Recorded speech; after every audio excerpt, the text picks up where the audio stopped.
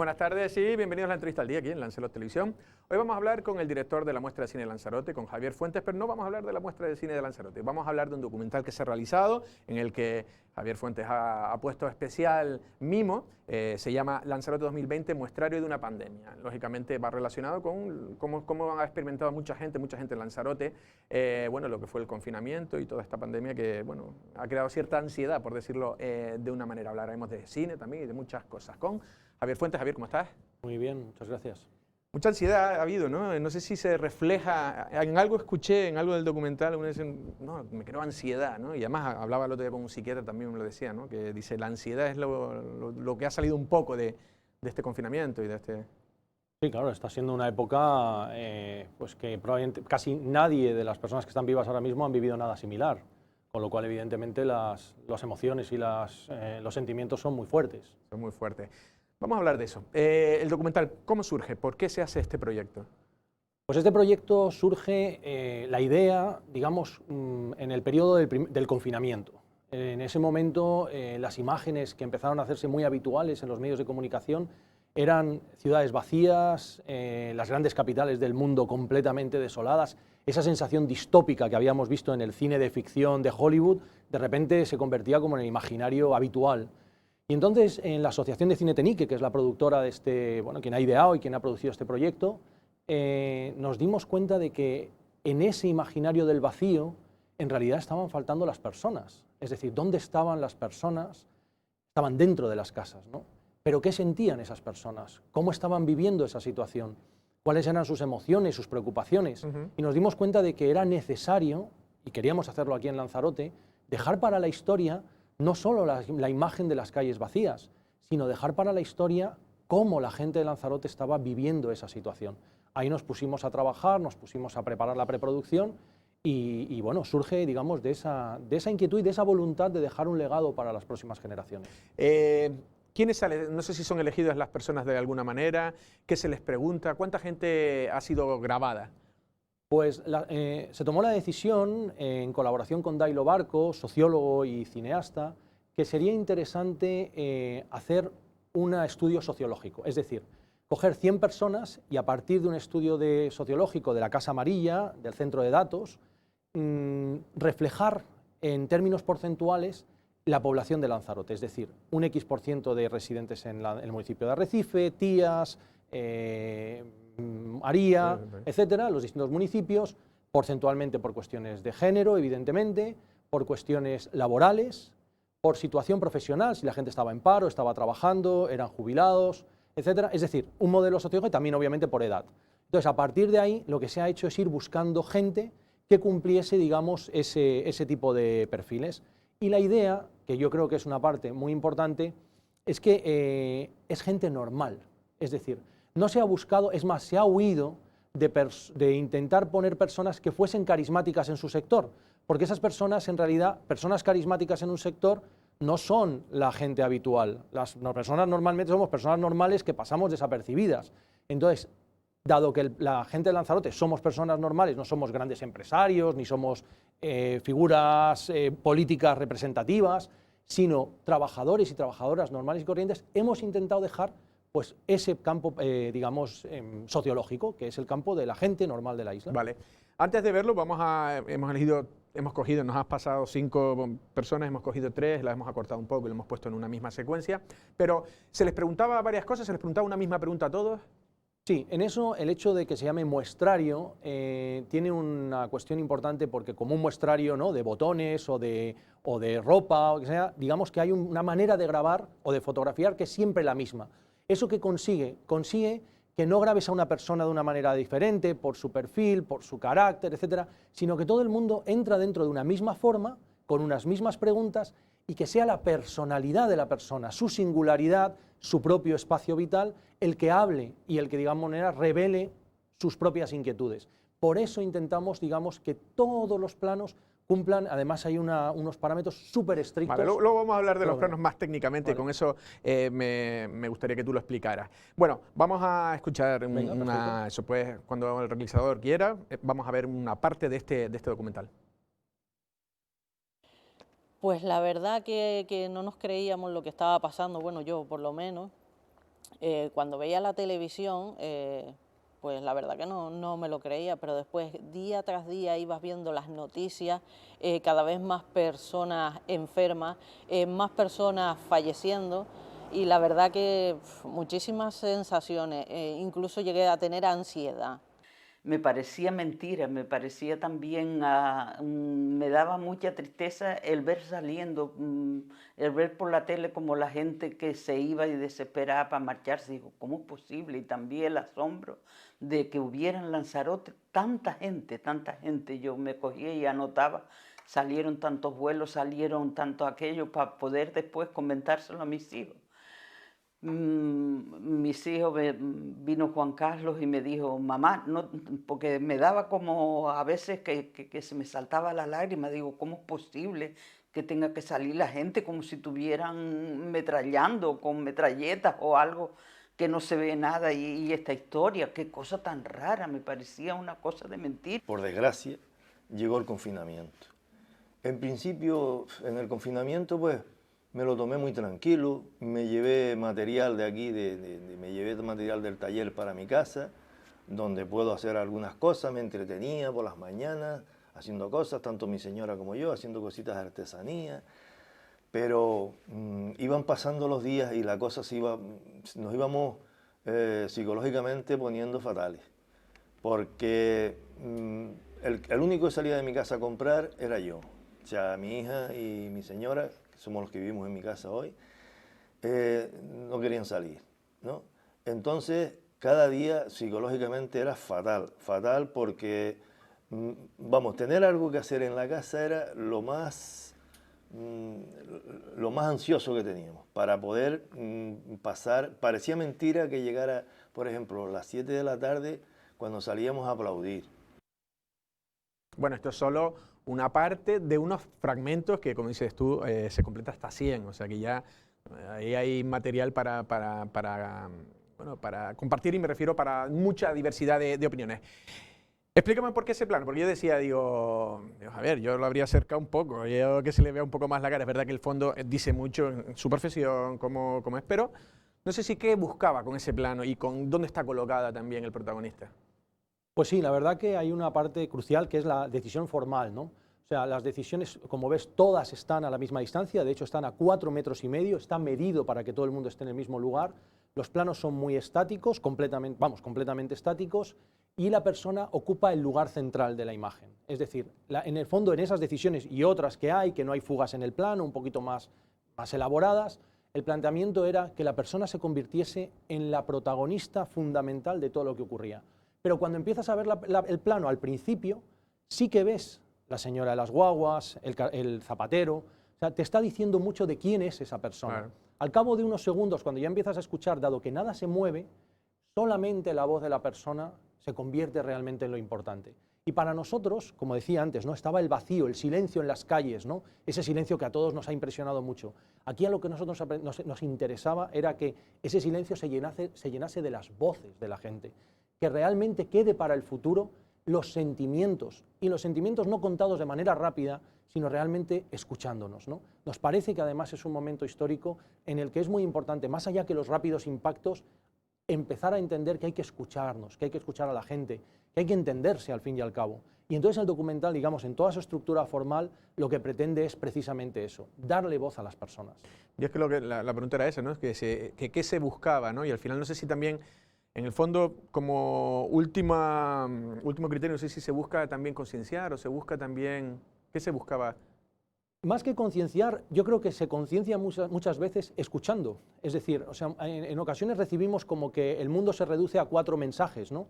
Pero el mundo no se reduce a 4 mensajes, el mundo se reduce a 8.000 millones de mensajes. Es decir, 8.000 millones de personas. Cada persona tiene su lugar en el mundo, su posición, sus ansiedades, sus familias. Y nosotros lo que queríamos era reflejar esa diversidad de Lanzarote, de ahí a que haya gente nacida británica, peninsulares, marroquíes, obviamente insulares, como hemos visto aquí. Es decir, o sea, hay un reflejo real de lo que es la población actual de Lanzarote, y queríamos que todas esas voces, escucharlas, saber que están ahí, que tienen una vida, una historia que contar y que nos la quieren contar.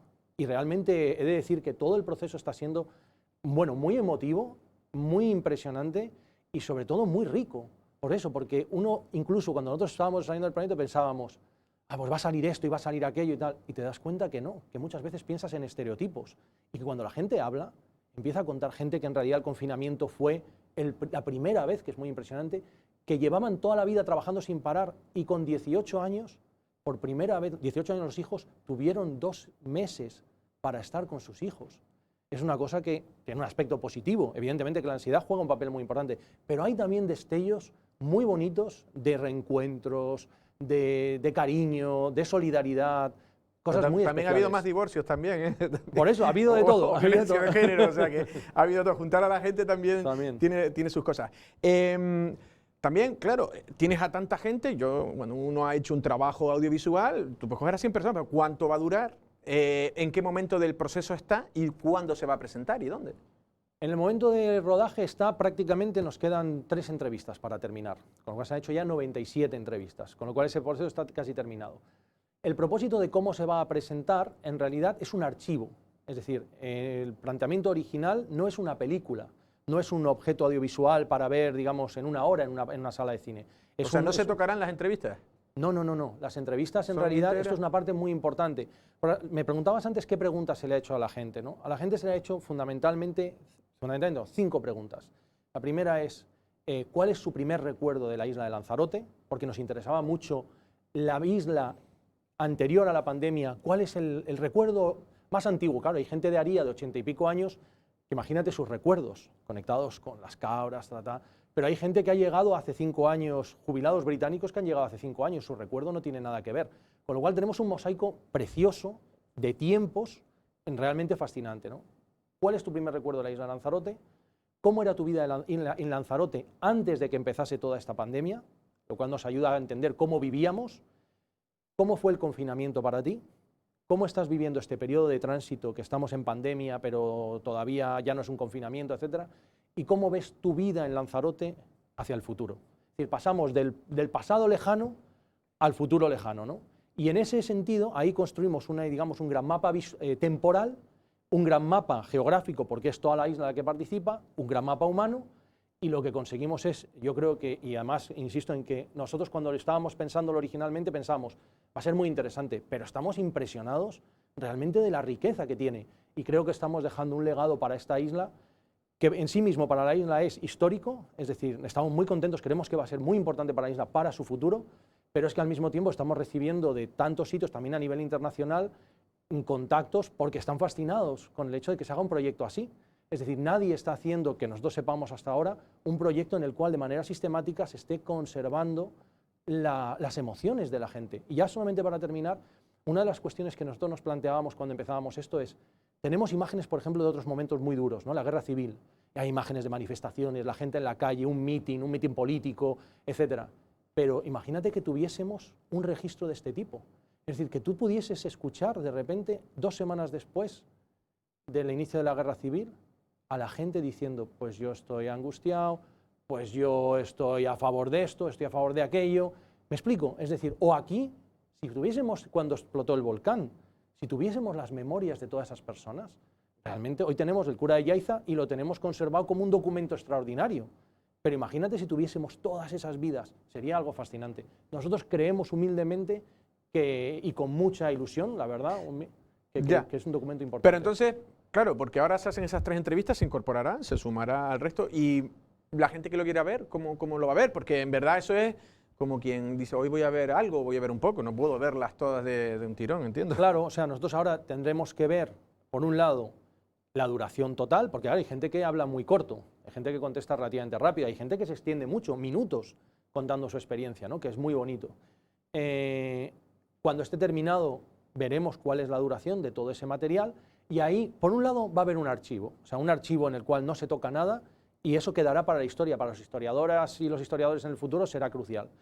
Y una vez que tengamos eso ya montado como documentación cerrada, lo que veremos es, vale, ¿qué otros usos se le puede dar? A lo mejor para hacerlo un poco más accesible o con una de las preguntas, etcétera. Pero todo eso, ahora lo que nos urgía, por decir así, era grabarlo, porque el momento histórico es ahora. Si mañana cambian mucho las circunstancias, eso ya se perdió. Esas emociones ya se diluyeron en el tiempo. Nosotros queríamos ahora conservarlas, guardarlas y saber que tenemos por lo menos esa memoria emocional de la pandemia. Vale. Bueno, más o menos ya has explicado perfectamente el proyecto, pero también antes de terminar, que ya estamos llegando casi al final, no quiero dejar escapar la oportunidad de hablar de cultura. Ajá. Antes estábamos hablando un poco, antes de que empezara la entrevista. Sí. Yo me imagino por dónde va a ir tu respuesta, pero ¿cómo has visto tú en estos momentos, no sé si la cultura ha sido casi la gran castigada? La cultura yo creo que ha sido la más generosa, junto obviamente a la cuestión sanitaria, en primer lugar, pero la cultura durante toda la parte de la pandemia y el confinamiento, si no llega a ser por la cultura, la gente se hubiese vuelto mucho más ansiosa de lo que ha estado. Claro. Es decir, las editoriales han dado libros gratis, las plataformas de cine han liberado películas, o sea, ha habido un gesto de una generosidad tremenda. A mí siempre lo digo, ¿no? Me parece preocupante, sobre todo en este país, porque en los países del norte no ocurre así, que siempre se ve la cultura como un departamento marginal, como una especie de cosa de gente subvencionada que no hace nada. Fíjense qué útil ha sido y qué necesaria cuando realmente las cosas se han puesto complicadas.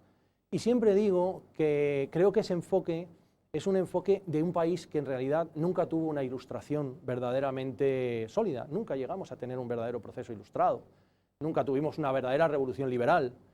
Eso, hoy por hoy, hace huella, deja mella, digamos, y sobre todo hace que desde a veces las instituciones políticas se entienda que la cultura es, bueno, hay que dar una partida presupuestaria a esto. Bueno, toca. Para la gente de la cultura yo creo que en realidad eso es el síntoma, eso es solamente un resultado. Es muchísimo más importante que se entienda que la cultura tiene una parte. Yo creo que este proyecto lo demuestra. Un proyecto que es importante para la sociedad, un proyecto que es útil para las generaciones futuras en los colegios, en la educación, por supuesto a nivel social, indudablemente a nivel económico. Es decir, yo creo que es clave, y esta isla además es quizá uno de los ejemplos máximos a nivel mundial. Siempre lo digo, que el aeropuerto se llama César Manrique, por donde entran tantos turistas, lleva el nombre de un hombre de cultura por algún motivo. Es decir, y porque la cultura ha construido en una gran medida la identidad de esta isla. Yo creo que hoy por hoy, en cualquier sitio, pero esta isla debería integrar, y debe integrar de una manera importante, la participación de los agentes culturales dentro de la construcción de su futuro. Es decir, yo, por terminar, esta isla, y lo digo siempre, sin su carácter de reserva a la biosfera y sin la grandísima aportación de determinados agentes culturales y personas de la cultura, hoy sería algo muy distinto. Yo creo que hay que mirar al futuro con esa perspectiva. Sí, de acuerdo, completamente de acuerdo. Ya nos hemos ido de tiempo. Si en un minuto me puedes decir un poco, la muestra de cine también, con toda la pandemia, cómo ha afectado, no sé qué fechas tenía, de qué manera se va a hacer, si se va a hacer la siguiente, ¿cuándo sería? Pues ya, estamos a las puertas. Es decir, estamos realmente muy contentos porque hemos estado siempre trabajando con varios horizontes posibles, una especie de a tener que hacerlo en Internet, siempre hemos querido hacerlo presencial. Parece, por las fechas en las que estamos y la situación sanitaria, que vamos a poder hacerla presencial, obviamente con todas las medidas sanitarias exigidas y que son fundamentales, pero vamos a ir a visitar zonas de Lanzarote como todos los años, iremos a ver la zona de la Cochinilla, iremos otra vez a la Jeria, iremos a ver las conserveras aquí, las antiguas conserveras. Habrá unas películas increíbles sobre el tema de este año. Yo creo que va a ser una muestra realmente muy especial y además es nuestro 10º aniversario y lo vamos a celebrar como tal, para demostrar que la cultura no solo es segura, sino que además es algo muy bonito. Seguro que sí. Javier, ha sido un placer. Muchísimas gracias. Muchas gracias a ti. Gracias. Las palabras de Javier Fuentes. Acabó hablando de lo que es el director de la muestra de cine de Lanzarote, pero quería él hablar también un poco más de este documental. Un documental también sui generis, porque lo que al final acaba diciendo Javier es que es un poco más como un archivo, ¿no? Un archivo audiovisual que queda en un momento que diremos el año del coronavirus o el tiempo que dure esta pandemia, pero sí es cierto que hay un antes y un después, y ahí estará ese testimonio audiovisual de 100 personas unidas, sin tocar, esto como sin filtros, como se dice ahora, y me imagino que, bueno, a lo mejor con el paso del tiempo también esas valoraciones que entran en el documental pues también tendrán un valor historiográfico importante. Nosotros, sin más, pasamos una feliz tarde.